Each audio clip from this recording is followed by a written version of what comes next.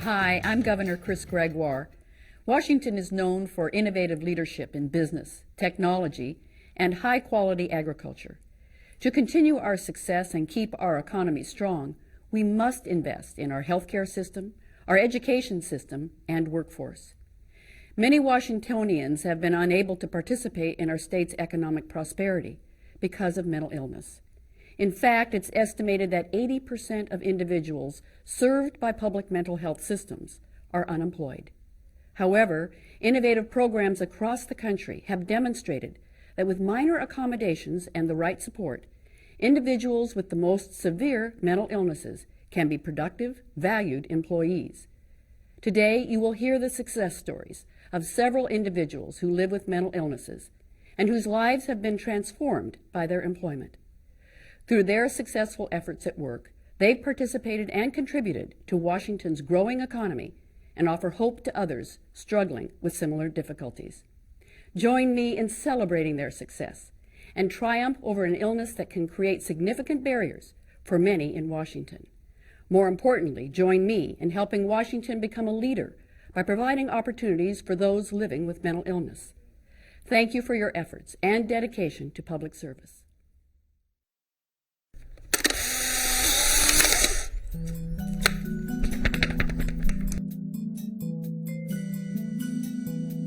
I want to be an LPN med treatment nurse. I want to be a clerk.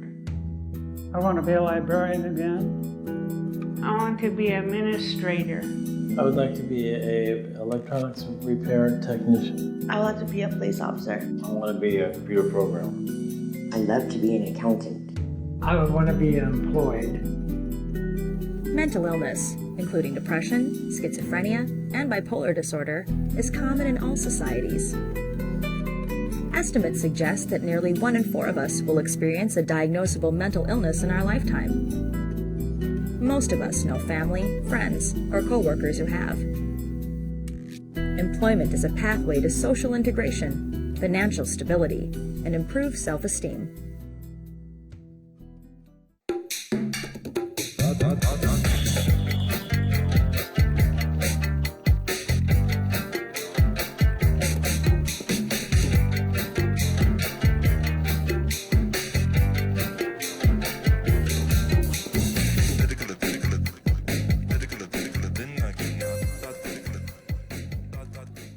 I really enjoy working.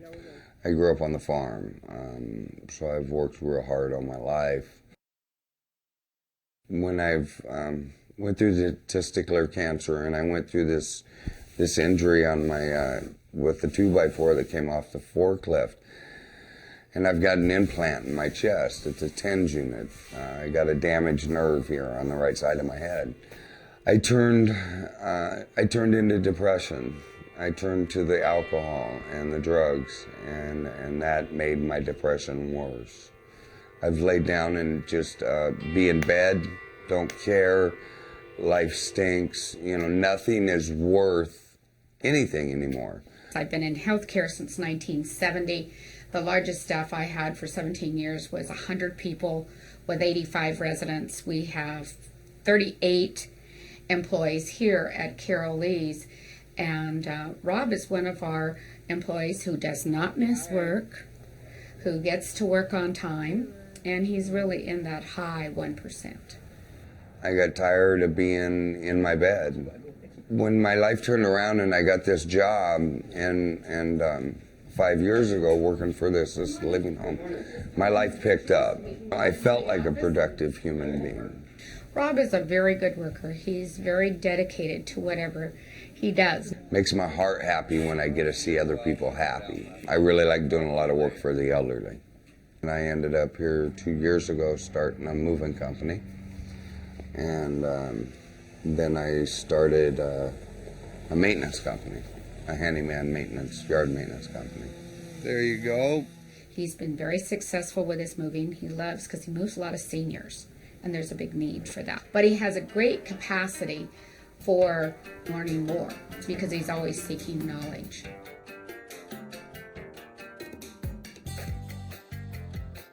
Oh, you're not going to have a more dedicated person. I'm there every day. I only missed one day in 2 years. I did the very best I could, and I was excellent at what I did. Most of us are really knitted with a lot of support around us. And they're probably the most honest employee you have. I like structure. I like doing the same thing over and over. They will give you $1 million smile that you won't even understand why.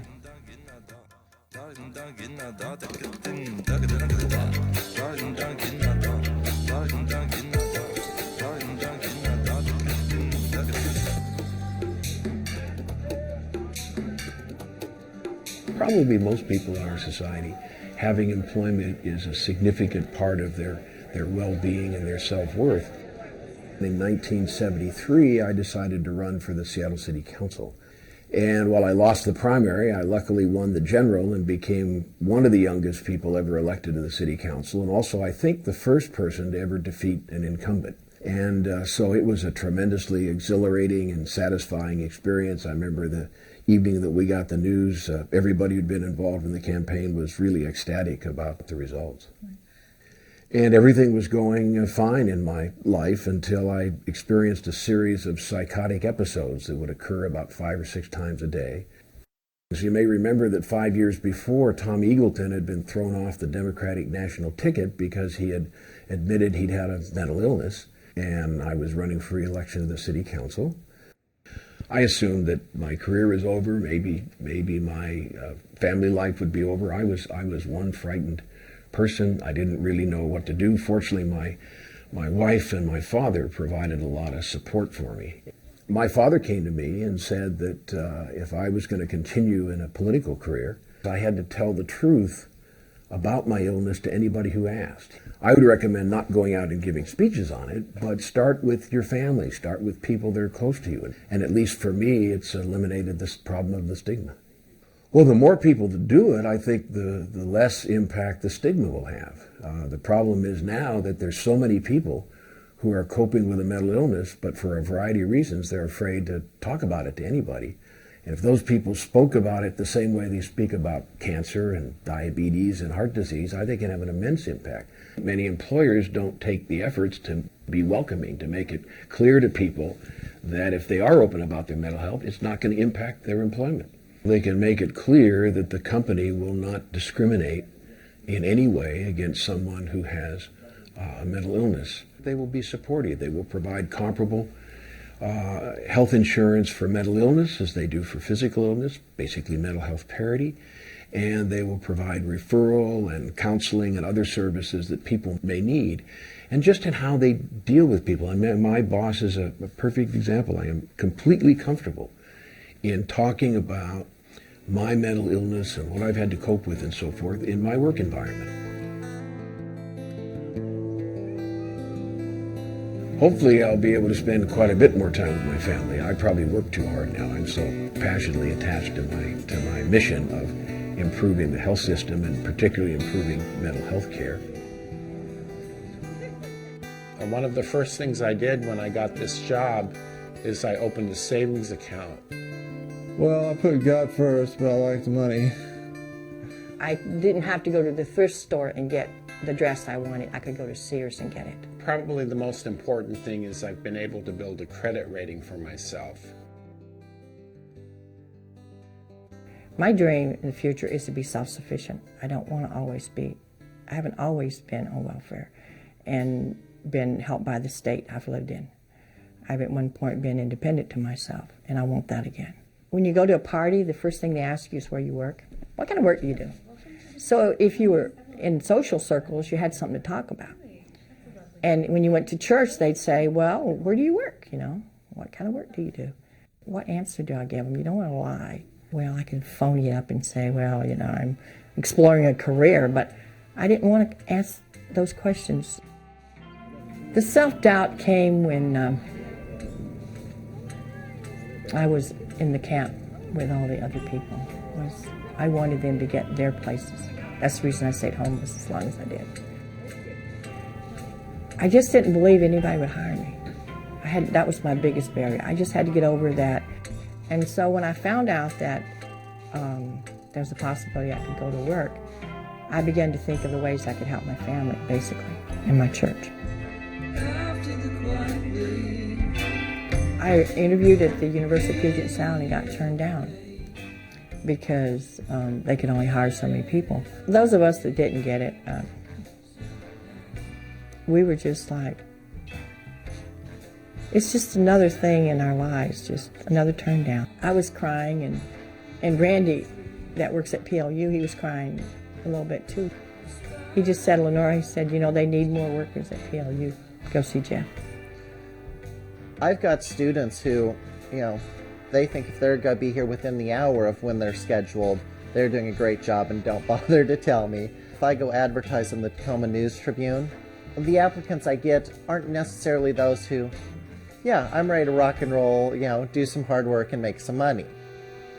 Generally, that's a position that can be difficult for us. The Rose House team comes in, they do a great job, they have a desire to work and get back in the workforce, sort of expand some of their knowledge and abilities.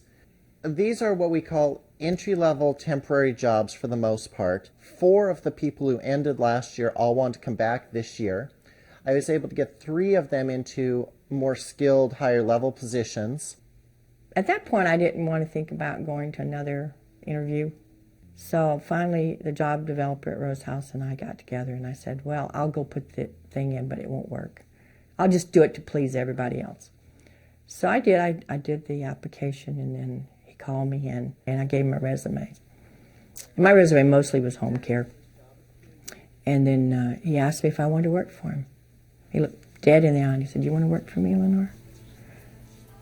I said, yeah, I think I do want to work for you. And I didn't feel that, you know, that grab your heart desire that you were going to be employed until I got the call from Jeff, and Jeff says, well, Lenora, I guess on the 30th of August, you'll be my employee.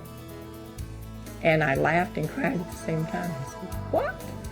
You want me to work for you? At that moment, I realized it was real. And that made me like everyone else. Made me a citizen of Washington and not just someone that goes to some facility to get what's left over. That's what employment gives me. If I decide I want steak, I don't have to say, oh God, is it $2.50 a pound?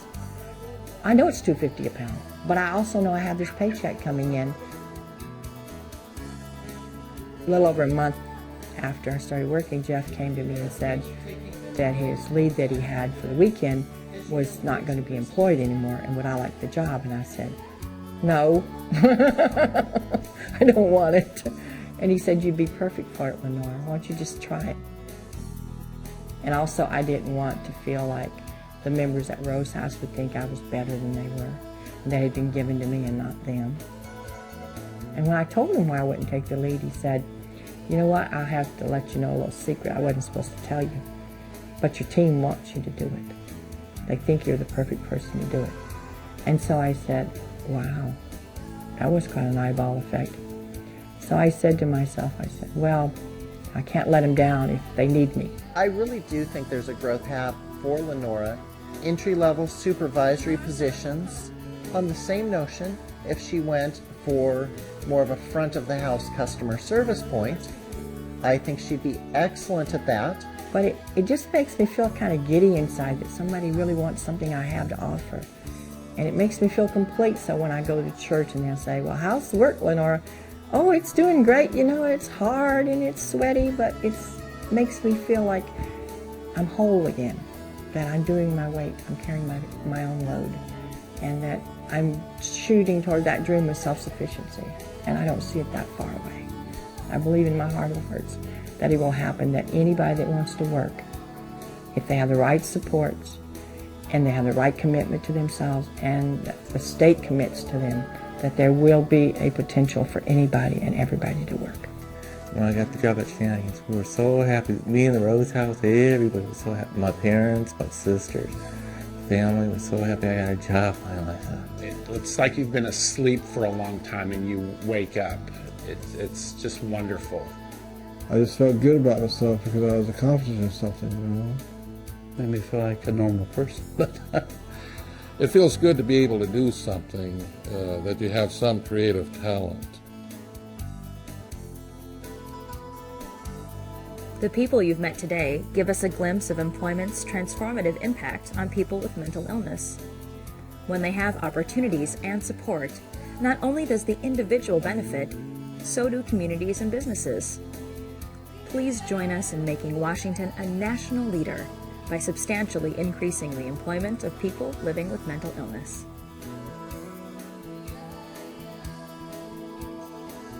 And when you look at us and our new duds, our shiny teeth, our new cars, you made it possible.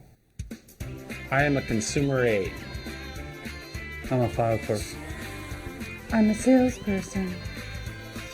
I'm a politician. I'm a dishwasher. I'm a cook. I'm a driver. I'm a dishroom lead. I'm a business owner.